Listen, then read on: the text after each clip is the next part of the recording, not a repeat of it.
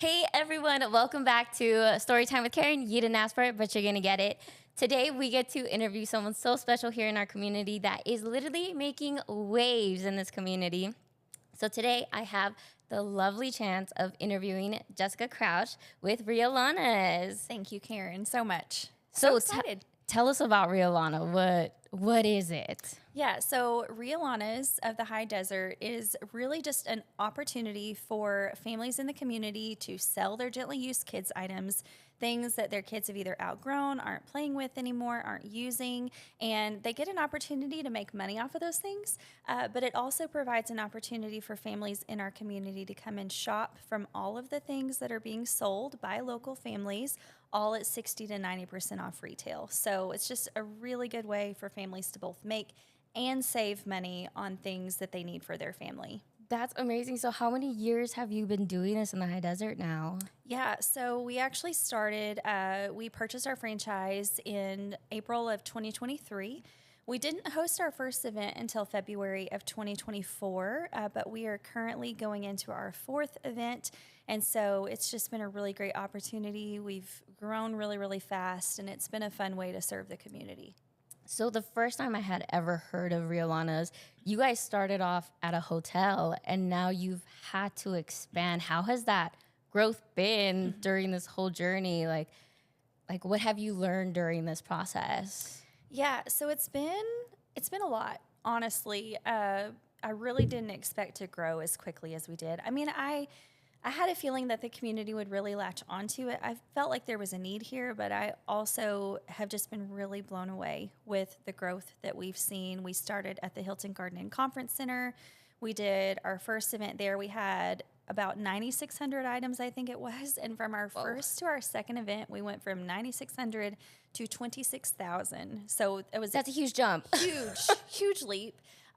So it's so funny because that event almost broke me, just in the sense of like it was just such a landmine of growth, an explosion of growth. And so we were so grateful for that, but it really did speak to both the need and the desire for something like this here in the desert, and it's just continued to grow. In the spring, we were at the San Bernardino County Fairgrounds there in the Building 4, and we're going to be back there again this fall. And so it's just been a really great opportunity here in the area for sure. So as a first-time guest, like what would me coming to one of your events look like? Like what would I expect? Like how does it look? Yeah. So that's a really good question, because I think a lot of times when people hear consignment or something like that, I think the tendency to think is it's just like a giant yard sale. Like things are just kind of going to be all over the place. I think another thing people think of is that Is it like a thrift store? right. Okay. It's like we are, because you definitely find great deals there. But our process is totally different. Instead of someone just like throwing out all their stuff in their driveway, it is basically 300 local families hosting their garage sale all in one place. However, we've quality checked everything. It's all organized, it's categorized, it's clean. It doesn't smell, which I think sometimes if you think like thrift store vibes, like you walk in and there's like, we all know that smell. It's not like that. And so we really do we try to provide a high quality upscale resale environment for families in the area. So you said resell. So are you saying that if someone donates, they can get money for what they donate? How does that process work? Yeah, so it's different than like your average thrift shop would be. Like you have stuff that you don't want anymore and you just take it to your local thrift shop as a donation, and then they sell it at their store. With us, we actually, our consigners, they enter their items into our online database. Each item has a barcode. And so like as it scans, they can track their sales in real time. Oh, wow. And so they can actually make money off of those things under our platform without, they don't have to donate it. We have people that have provided donations of things in the past, but more often than not, kids, raising a family is really expensive these days, more expensive than ever. Yeah. And so I think just being able for families to have the opportunity to capitalize on a little extra income from things that their kids aren't using anymore. It's just really huge. Yeah, of course. So with events like this, we need a community to really upbring everything. What type of support do you have? Like, is your family involved? Like, are Yes. you, what does, what did that process look like? Yeah. So I actually own the event alongside my husband and my mom and dad. And it's really just kind of become a family affair. We each have our own individual pieces, parts that we play that really make the event run smoothly. And so that, along with we have an amazing seasonal staff that works with us in season and out of season. And it's just a really great way for them to, I don't know, we get to work together and we have a lot of fun doing it. That's so amazing. So, could you share a story that, just from the 4 events that you've had that really impacted you or someone like in your family member or like a volunteer? Yeah. Um, I'll say one thing that's really unique about our events is when people consign with us or sell. Consign is kind of a fancy way to say sell. But when people consign with us, they actually have the option at the end of the event if they would like to pick up their unsold items or if they would like to donate them. And when they choose to donate, we actually have a specific shopping time for foster families and military families. And it's been really cool. We hear over and over and over again how that was the way that they got what they needed for their incoming foster child, or military families. They obviously do so much for our city, nation, everything. So being able to give back to them is huge. And then also having the opportunity to partner with our local charitable organizations, Moses House, Rose of Sharon, Call for Life, New Leaf. Like there's a huge list of people who get to take part in those donations. And so I don't know, it's fun when people hear about us that way. And what my favorite thing is when someone experiences our event in one way or another, and then they dive in and choose to experience as a consigner maybe the next season, or they come back and shop earlier, or they tell another family, another foster family, like, hey, we got everything that we needed for our placement. You should go check it out. They'll have everything you need to. So, Wow. So, have you lived in the high desert your whole life, or did you just come into the high desert? So, if you haven't picked up a little bit of the Southern accent in my voice, because that is the number one thing that I always hear out here is like, you're not from here, are you? And the answer to that is no. I actually was born and raised in Arkansas, lived there for the first 28 years of my life. And then my husband and I actually moved out here 6 years ago, almost 6 years ago. It's crazy that it's already been that long. Yeah. But he's the worship minister at High Desert Church in Victorville. And so that's what brought us out here. And we have just continued to get involved and plugged in throughout the community. That's so. Once you got involved, like, how did you get involved into this community? Were you working somewhere else, and that's when you realized like the gap, or was it just a passion that you always had for consignment, and then you just wanted to bring it to life here in the high desert? Like, how did it come about? Yeah, so I actually shopped my very first Rhea Lana's event in Arkansas before I was expecting my first baby. So it's been almost 11 years. It'll be 11 years in October that I shopped my very first event. And it was really neat because, my mom and I went and we were able to get literally everything that we needed for my new arrival at a fraction of the retail cost. And at that time, especially, being pretty newly married for a few years, we really didn't have a whole lot, and we had this baby coming, and we're like, how are we going to get everything that we need? And so Rhea Lana's became a part of our family at that point. And so for the first several years we were there in Arkansas, I shopped at events, I consigned, so I would sell, things there, and also worked. And when we moved out here, there are 2 other really great Rhea Lana's events down the hill. And there's other various consignment events down the hill. Those ones are a little bit closer to us, and I think that's what people up here have been most familiar with. But I remember going to a couple of those shortly after we moved here and thinking, this is not the same. Like, this is not the Rhea Lana's experience that I have been used to. And so that kind of sparked the desire to, see what it would look like to own our own franchise and provide something for people here so they didn't have to go down the hill. They have something in their own backyard.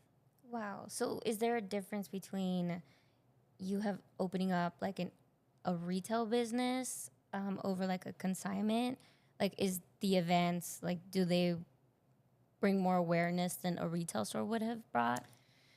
One thing I think that's really unique, so technically we are a retail store, but we're a pop-up retail store. So we only happen twice a year, rather than a regular brick and mortar that's open, 360 days out of the year. Like we're there for about 6 days, and then we close, and then we're not back for 6 months. And so I think that helps garner a lot of excitement throughout the community. They're like, we've got to get on this right now. Like, kind of provides that sense of urgency. I know sometimes we think, man, I'm going to clean out my kids' room, I'm going to clean out my garage or whatever, and we never do it, and never do it, and never do it. And so I think sometimes that every 6 month time frame, it really gives people that sense of urgency to jump on it. So how can those that not just are consigning, but is there ways to get involved to help you out? Because definitely you went from 9,000 pieces of clothing to, you said 26? 26, that second That's event. a huge jump and a lot to sort out. Yeah. So is there ways that people can give back to the community? Yes. So one of the best things that people can do is just help us spread the word, and I think that's the purpose even of sharing a little bit more today. Is I think there's a lot of misconceptions about who we are and what we're doing, and you really don't understand who we are or what we're doing until you've experienced an event. I know all the time we have people when they come in to shop and they're like, this is not what I was expecting at all. This is way better. And so I think just spreading the word, giving people the opportunity to know about us, experience who we are and what we're doing, and also realizing that there's multiple ways to be a part of it, from selling to shopping to making sure that your foster family friends know, military. Like, fostering those connections is something that I'm really big on. Like, I love having the opportunity to connect with people across the community and just really opening their eyes to what this is doing. 60 to 70 cents of every single dollar that comes through our doors goes straight back to local families. And so that's a big chunk of change. On average, our consigners make $440 each season. So it's not like you're just, making pennies on things. It really has an opportunity to be very sustainable. That's amazing. So you said you partner up with foster agencies, militaries. Do they get like a certain time slot, or it's once the whole event is done, it all gets donated back to the community? Like, how does that?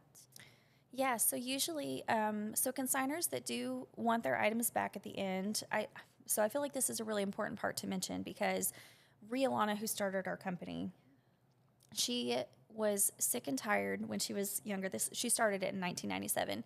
And she was sick and tired of buying things that her kids had barely used, taking them to the local thrift store or the local children's store, getting pennies for them, or them losing their items. And she was just basically out that money. And so one thing that she built into her model was that items can be guaranteed. So like, if a customer is selling with us and they want that item back at the end, if it doesn't sell, if for whatever reason, maybe the item is lost or stolen, we can prevent that as best as possible, but sometimes things are going to happen. But we guarantee that item for them. And so consigners have the opportunity to pick up any unsold items on our final day. And then after that, to answer your question, we have an hour of shopping time for those foster and military family shopping. They actually usually line up outside our door, and they wait until that consigner pickup option is done. They come in, they get their things. We have boxes, and they usually load up the boxes with stuff that they need for their kids. And then after that, we have a lot of connections with those donation partners that pick up the rest of the stuff that hasn't been shopped by those foster military families. That's so amazing. Like that, just the rewarding feeling knowing that you're really making a difference and not just yourself, but your family all getting involved. Yeah. So you said this event only happens twice a year. So I'm Yes. guessing it's coming up. It is. When Yes, is it it? is. So it's coming up September 14th through the 18th at the San Bernardino County Fairgrounds in Victorville. We're going to be back in Building 4, but we are gearing up and ready to go. We're about to move in, and it's always a whirlwind from start to finish. I feel like I don't eat or sleep very well for those 2 weeks. But Is but it you know like an what? all day event? Well, Or? yes. Oh, So, wow. so when we're open to the public, we're open from 9 to 7 our first 2 days, Wow. the 14th and 15th, 9 to 12 on the 16th, and then 9 to 7 on the 17th. Trying to think of our schedule, and then 9 to 2 is our final day. And what's really cool is so we open up at full price, basically those first few days. We have what's called pre-sale. We sell tickets for those first 2 days to shop. We've got a lot of paid and free options. But we open up to the public, and then about halfway through our sale, more than 90% of the store goes half price. So a lot of people shop at the beginning. They find really great deals because it's already priced very, very well. Yeah. But they come back and get a lot of half price deals too before our sale is over. So So you're talking about tickets. So there's you said a price and then a free version? yes, so if we opened up all at once, we would be overrun. Like the excitement is there, like it's just people want to get in the door, they want to see what we have to offer. So we have something called Launch Party. It's the very first opportunity that we have to shop, and it's crazy how that's grown too, because within the first 72 hours that we released tickets, we completely sold out. And I was not expecting that. I was a little bit blown away by that, but very grateful. Like the buy-in that we've had from the community in every factor of this event has been overwhelmingly exciting. So we've got launch party tickets. Those start around $40. And then we've got several other ticket times that are paid options. Our consigners get a free pass to shop. So those that are actually selling their items with us, they get a free pass. We also offer a free mom-to-be pass. So like mom-to-be who's expecting either by birth or adoption, that time is really special to me because that was my first ever experience at a Rhea Lana's event, was as a pregnant mama expecting her first baby. And so that's a really great one. We've also got shopping time for military, healthcare, and teachers. And then we have a free guest pass that also happens before we officially open to the public. So lots of great paid and free options. Those are on our website. And that's something that we do every event just to kind of gauge the flow of those first few days. Well, thank you so much for answering all those questions. I am beyond excited to see what the second event of the year is going to look like. Yeah. I have seen you grow from the first event to where you're at now. Is there anything that you want to say about Rhea Lana's before we end it? Yeah, I think I would just really like to say, I'm just really grateful to the community because, we really are the only thing like it that's up here. I know you could drive down the hill and maybe experience some similar things, but for those that are maybe doing that, give us a shot. Like, consign with us, shop with us, come check us out. Even if you don't have kids, we carry things for kids newborn all the way up through teens. So it's not just the little bitties. Like, we've got stuff for our older kids too. And so I would just say give us a chance, come check it out. I would love to invite everyone to just come be part of our fall event and any future event that we have as well, and help us spread the word throughout the Should they community. go anywhere for like tickets, social media, anywhere that they could follow you? Yes, so you can follow us on Instagram at Rhea Lana's of the High Desert. We're also on Facebook, and then our website is highdesert.rhealana.com. There's tickets, there's consignor links, pretty much any information that you could want to find is on our website. We're very active on social media. We love it when you tag us and stuff. We love it when you share any posts that we make. And again, we're just really about connecting with the community. I am so excited. Thank you so much for joining us today. Yes. So catch us for the next episode. Thank you for joining us. We'll see you guys soon.